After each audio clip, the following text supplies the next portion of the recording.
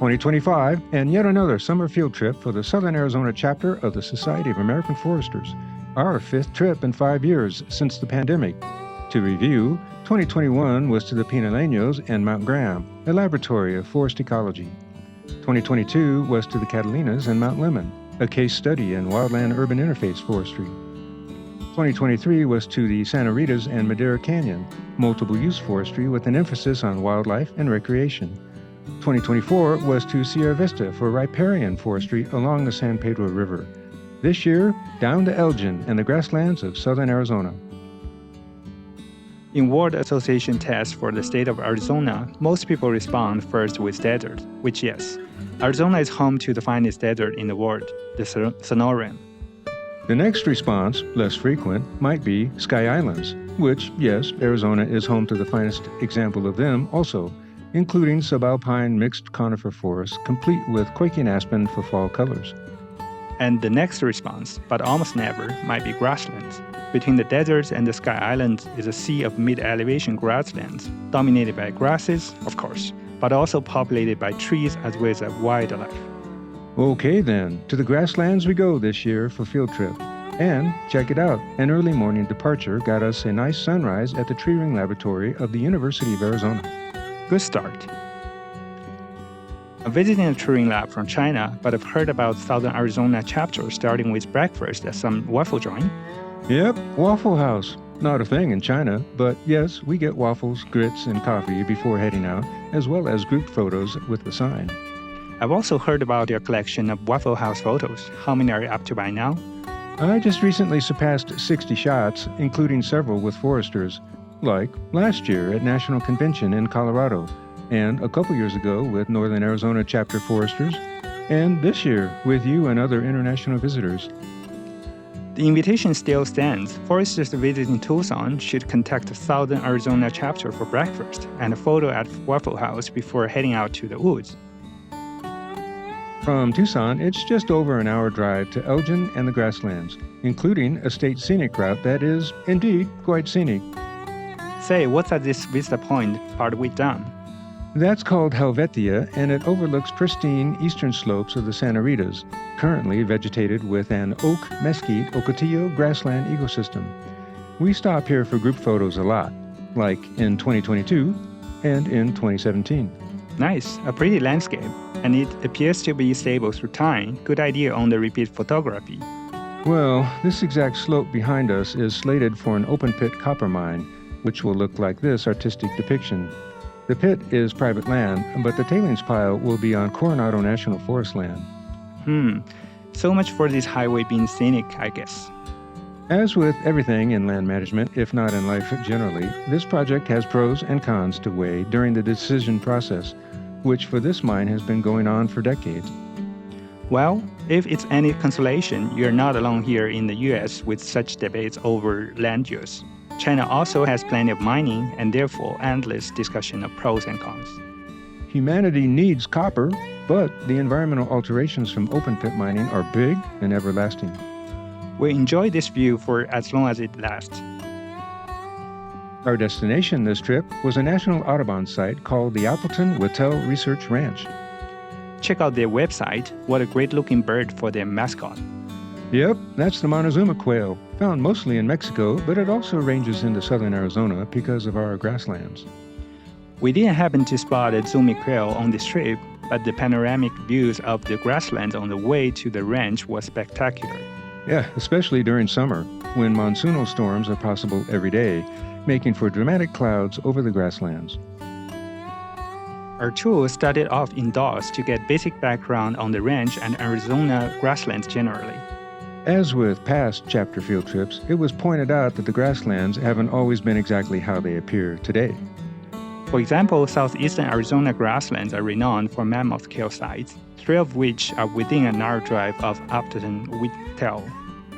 These are sites with evidence of mammoth being killed and butchered by early people of the Americas, as depicted here from the Murray Springs grassland site. Let's see, more and taller grasses than now, more surface water, and mammoth, which don't exist anymore.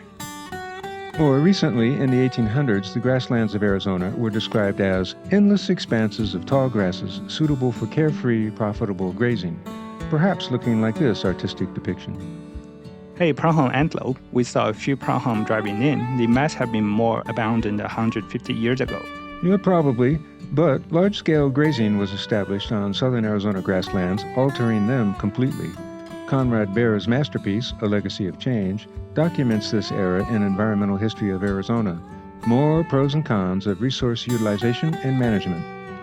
In 1968, grazing ceased on what is now the Upton Whittle Research Ranch, allowing grasses to recover and promoting research opportunities, such as attaching dedicated telemetry devices to grassland sparrows to document their daily habits. With that background, we headed out to see a couple tank sites, areas where surface water is maintained so as to provide habitat for wildlife. The first tank was built for a natural depression where the water level is kept consistent. Riparian trees, such as cottonwood and willow, surround the tank, creating shade to avoid extreme temperatures in the summer. This pond is home to Chiricahua leopard frogs, a species that was reasonably abundant in the past, but now is restricted to the isolated watering holes. As always on Southern Arizona trips, our members capture great photos of everything, including hard-to-photograph wildlife. Here's our shot of Chiricahua leopard frog at this tank. Insects also, check out these damselflies. Nice. And thanks again to our members for such fine field photos. The second tank was up to Boat Hill, the highest point of the ranch, at about 5,200 feet elevation. This tank is man-made, and its water level is controlled by humans as well. This one has desert pupfish, yet another species that used to be more abundant but is now isolated in small and controlled habitats. In the U.S., the Endangered Species Act, passed in the early 1970s, asserts that even small species, like desert pupfish, are important for ecosystem health and resilience, and it mandates that habitats be maintained for species in danger of dying out. China has a similar philosophy, for example, protecting and nurturing the giant panda, as well as rare trees such as the Dawn redwood.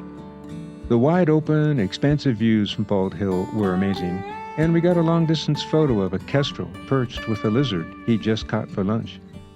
Wow, nature red in tooth and claw. It was at this tank that our tour guide, the director of the Appleton Whittle Research Ranch, gave us a few words about the ranch, with Botary's sparrows, an Arizona grassland specialty, singing in the background.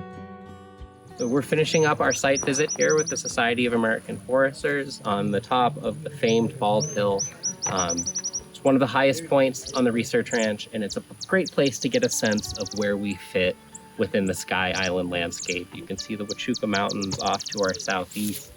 I've got the Whetstone Mountains and the Mustangs behind me. We've got the Santa Rita Mountains behind the hill, Canelo Hills over there, Dunes over there. And you can just see this big sea of grass that fills the space between these mountain ranges. Here on the research ranch, we protect close to 8,000 acres of semi-desert grassland, oak woodlands, riparian corridors, and other really valuable habitats that are rapidly declining here in the desert Southwest. We put this landscape to work for conservation, for research, and for education, figuring out the questions that we need to answer to conserve these landscapes for birds and other wildlife today and into the future. Thanks, Stephen, for granting access to ranch, for giving all the background on Arizona grasslands, and for showing the sites of the Upton Whittle. Back at ranch headquarters, we broke out lunch and reflected on the beauty of the grasslands of Arizona. I knew about the Sonoran Desert, of course, and even a bit about the Sky Islands of the American Southwest, but I wasn't aware that Arizona had such extensive grasslands. Thank you for opening this field trip up to international visitors in forestry and touring. Yet another good trip. I'm already looking forward to 2026 and summer field trip for the Southern Arizona chapter of SAF.